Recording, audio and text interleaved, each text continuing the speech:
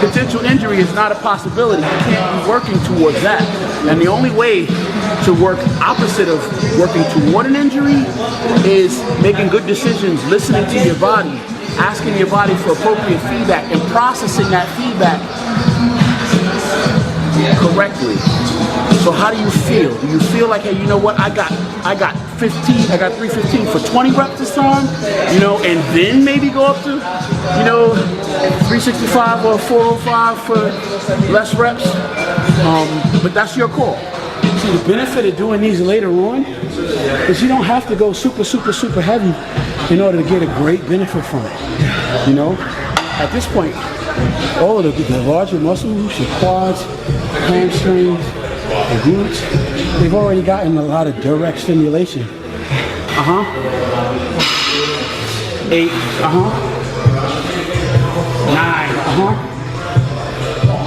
10. What's up, y'all? Your boy here with a quick tip. A lot of people think about cardio for just the cosmetic effect, cosmetic benefit. But I'll tell you this, overall cardio efficiency is very important to overall health. And long before you can turn around and make your arm grow even a ½ an inch, it's much more important to think about having an efficient working heart and circulatory system. So just an FYI, one good way that I found to address that positively is to think about incorporating some kind of approach to doing cardio every day.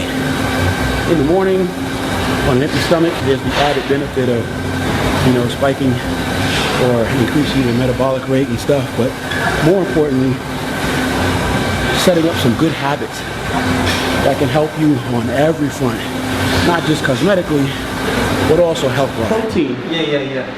You need to really think very sensitively about your filtration, kidneys, and something as simple as drinking lots of water, you know, can sometimes mean the difference between complications and not having it, you know?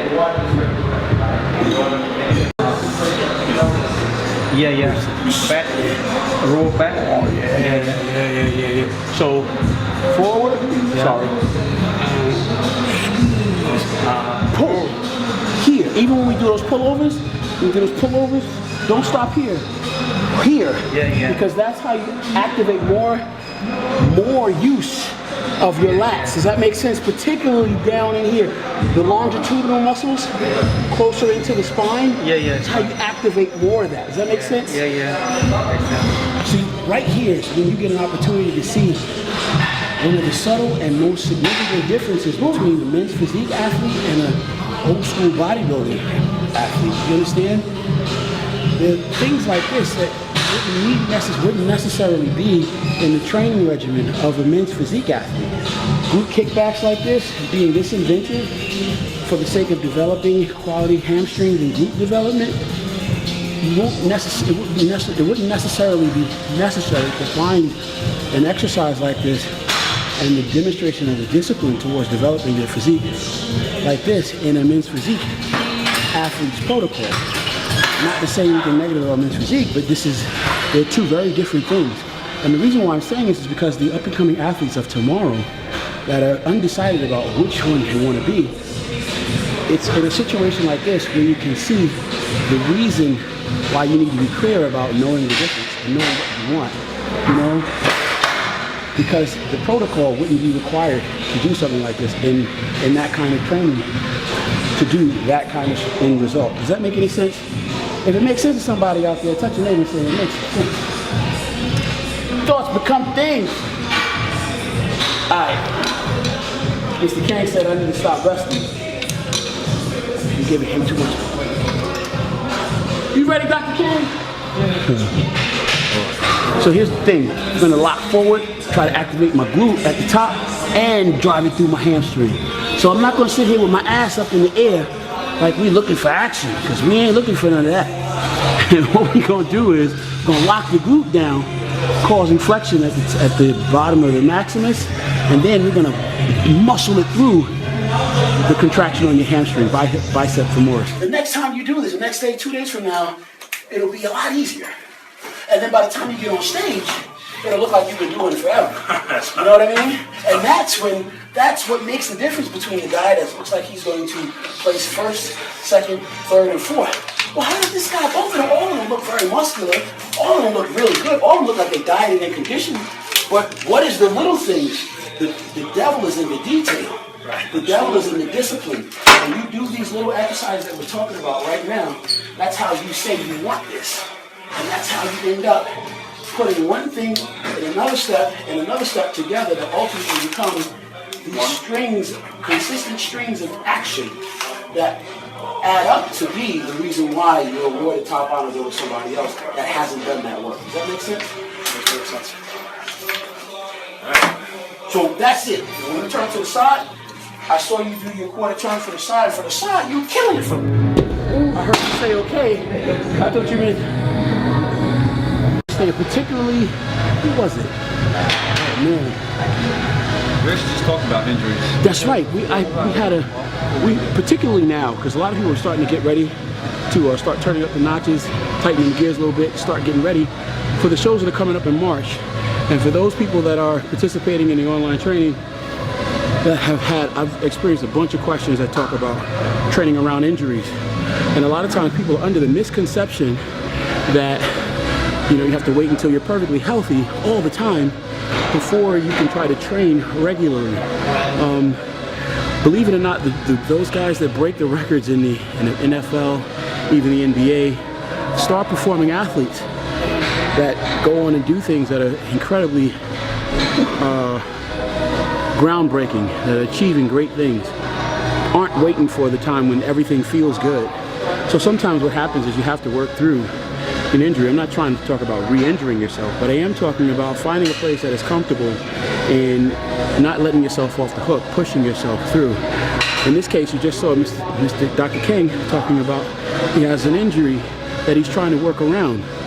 And as he's pushing towards the achievement of greatness at his up-and-coming competition, he still has some things that he's trying to be sensitive to in the way of getting around an injury. So, in short, it's not what you do when you're dealing with an obstacle. It's what you do despite the obstacles that will make the world of difference, and how you will be seen as a champion or as a settler. Don't be a settler. We're training for different reasons. You have a different goals than mine. I have to be mindful, and understand that my goals are a lot different from yours because of where we are. We're just getting started, and I'm somewhere, where I need to be concerned about polish and refinement. But where you are, if you do aspire to go on and actually turn pro and see that part of what you talked about realized, then what you need to be doing is one, gaining control of your instrument right now. Learning how to connect, find neurologically where your tricep is. And once you've gotten work it accordingly through the right mechanics to train it as it needs to be from every angle in order to be that masterful piece, that monument of muscle that you will need it to be later on in your career should you turn pro and stand on stage with the big guys. The most important nutrition tip I can give would be to remember that you don't have to be a slave to taste. I remember Sean Ray wrote some really cool article many years ago in the old Flex magazine before the muscular development, and in it he described eating like a machine and recognizing that he didn't have to be led by compulsion or his taste buds. We eat to satisfy the requirements that are going to assist us in getting where we're trying to go. An ample amount of protein, ample amount of good fats, ample amount of vitamins, and those nutrients that are going to help me advance. Hi, when you start to get more aggressive with your reps, and like I can see in your face, you're more aggressive with it. Are you still focused on the same, like what were you doing when it was lighter? Yeah, but that's why it's so important to do that earlier on. To pre-exhaust that the surrounding tissue gets what it needs. So when you get here, It's different than if you were to start here fresh, really, really strong, and probably stronger than for your own good. Does that make sense? You want to be warm, because the truth is it only takes an instant before, oh, what the fuck was that? And now we have 6 weeks, or maybe 6 months, to rehab an injury and kind of try to figure out what went wrong. So I'm a person that believes in volume, in large part because I think it's really, really important to try to protect myself as best I can. So I'm constantly feeling. And I think you have to continue to ask yourself, what do I feel? Where do I feel it? Do I feel this where I want to feel it? What does that feel like? How do I feel that last set? Where are we at? More than just putting on the headphones and wilding out. More than just taking a pre-workout and going crazy. But there has to be a controlled discipline to what you're doing. And that's why the first few sets really is that. You know? Okay, so now we've kind of like painstakingly walked through this path. We've seen where this stuff is. We've seen what to avoid, what not to avoid. Okay. Now, let's pile it on a little bit. Let's get these last 2 sets. A little bit more intensity, obviously. And then move on while we still have less blood and everything while it's still hot. So we can get the real benefit of doing a deadlift or one of the other multi-synergistic mass building movements. Does that make sense? Don't worry about the obstacles, because the obstacles will come. The challenges will always be there. And they may seem numerous, but the truth is, greater is He that is in you than any of those obstacles and challenges. So be of good courage, be encouraged. You know how you feel, and sometimes your feelings will betray you.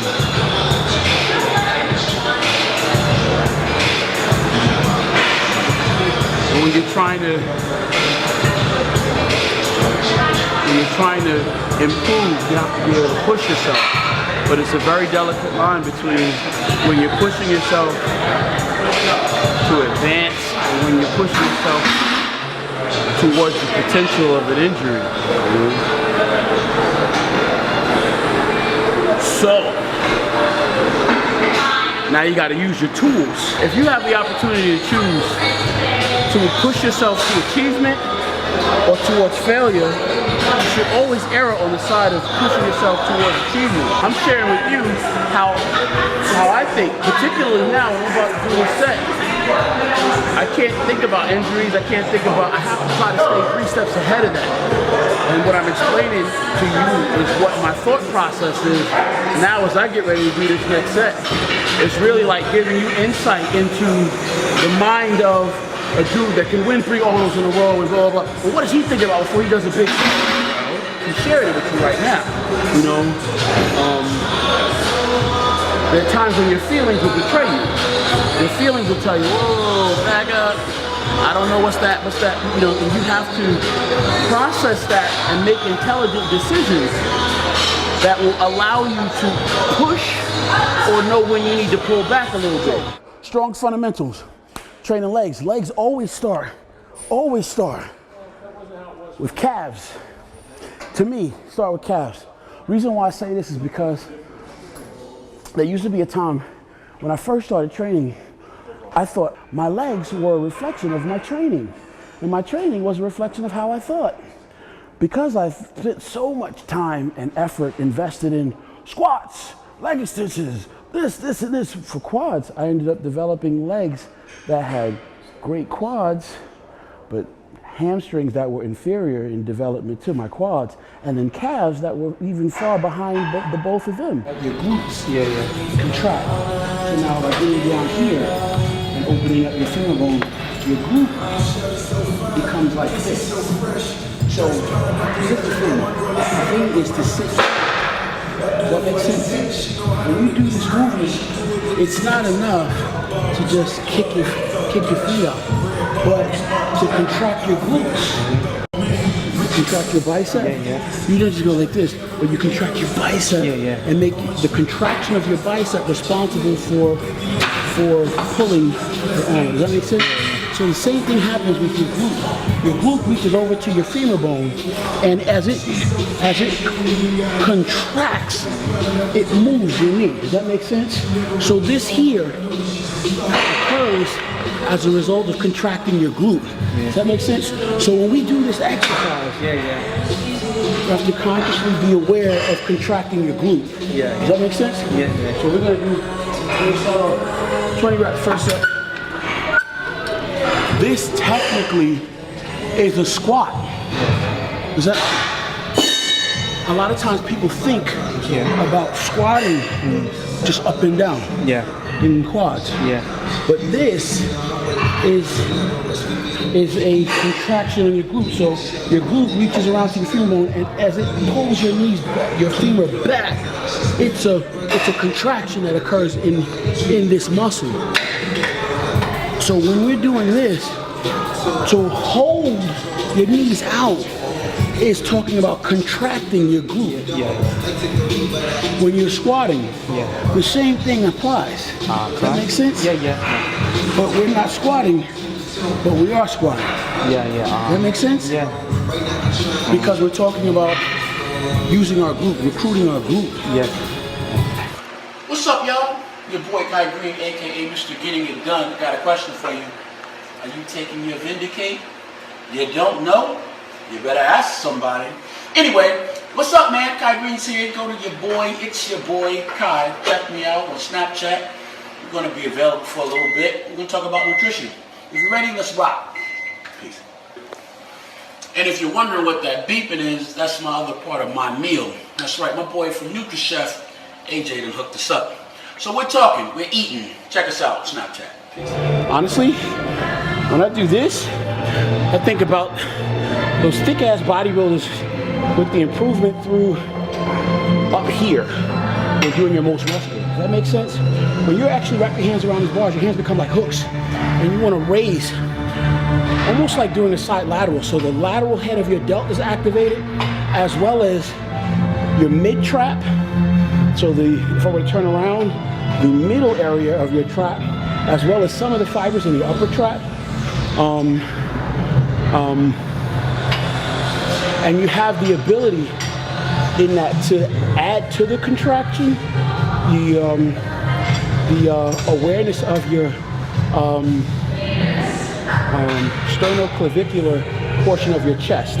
So technically what I'm talking about here is 1, 2, 3, and 4. So if you were to imagine being a sculptor, you know, putting your physique together, improving your most muscular shot here.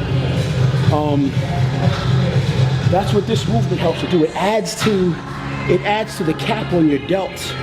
The addition is expressed through the awareness of using your front delt.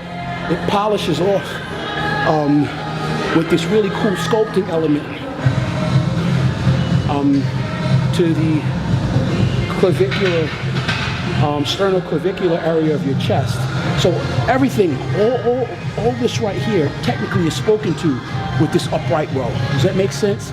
The difference between doing it wide and narrow may be expressed in another more better way to articulate it. But right this minute, as I am doing this exercise, and as I'm sharing this exercise with my training partner right now, this is the thing that's going through my head. So when I look in the mirror, I'm bouncing that thought off through the feedback that I see in the mirror, and I'm looking for validation in what I see happening in the mirror as I'm actually doing this set. This is where we start to talk about how this is a mind, an experience of your mind, an expression of your thoughts. Technically, what we're doing is we're polishing, we're adding polish, or the finishing step to the top part of your most muscular with your hands in front of you. So I'm thinking about images like Branch Warren at his best, Dennis James, Mr. Swole, Kevin Levrone, full blown, you know, when he was full blown. I gotta look at you with that one, catch the look. Anyway, we're coming back.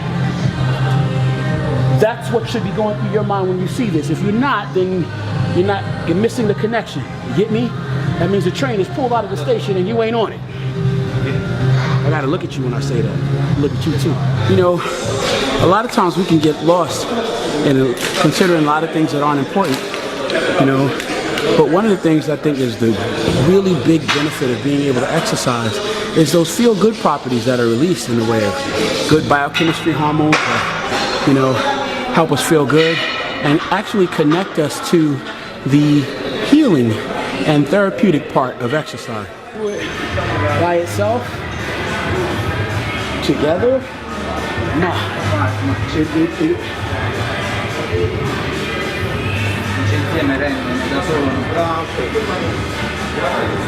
The best is together. Two times. The first and the second. Yeah, because the first is traps. The second is your rear delts. The first activate trap. Okay. Second is rear delts. So it's the beginning. The beginning is activation on the trap. La prima parte è quella. The second is activation on the rear delt. You know? So trap, rear delt. Trap, rear delt. Trap, rear delt. Very good. And that's what starts to bring out middle trap. Yes. Middle trap. Not, I mean, the top is, but middle. So in between here and The here. central, okay. Middle trap and rear delt. So this whole area comes alive from the point to this point. Yes, sir. Extending. Okay. So this is a trap. So here, trap. Go ahead with the first part. Trap. Now the second part, rear delt. See? Yeah, rear delt. Activation here. Yes. So all of this. Okay. So trap in the beginning, rear delt brings all of this middle, all of this together. Okay. So all of this becomes activated. Just to stand there and hold it. See how you flex? This is a lot of muscle here. Holding that bar like that adds to the development in this area. Does that make sense? And it'll make every other exercise now that you do for your rear delt become that much more effective. Okay. Does that make sense? Yes. Yes. Very good. Very good. And it also sits in your lap indirectly. Indirettamente anche gli dorsali. So while you're concentrating on here and here, right? Yes. Indirectly, this, Hold. but then also Hold the back. from in here. Okay. It starts to activate when the weight is heavier, you know, because this is a supporting muscle group to trying to assist in pulling your elbows back, your humerus bone. This bone, in order to take this bone and pull it back against your chest, it's talking about activation of everything through here. Does that make sense? Okay. So in time, what it does is it starts to talk about finite details and thickness in areas that you wouldn't have it if you just did heavy work without the controlled contraction. Because the power in this is the controlled contraction. It's the pause as your muscles contract against the resistance.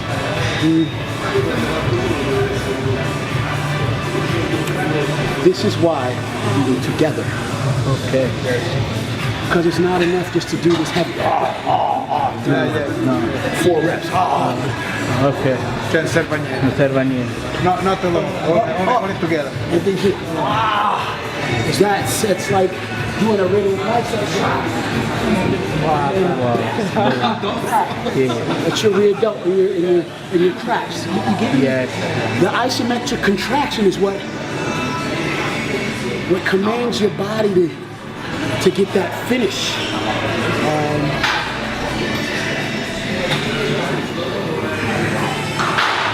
A guy can be big, but to have cross striations in these little areas, you know, those details comes from controlled contraction, deliberate movements. Does that make sense? To effectively and efficiently use your instrument, your muscles. Does that make sense?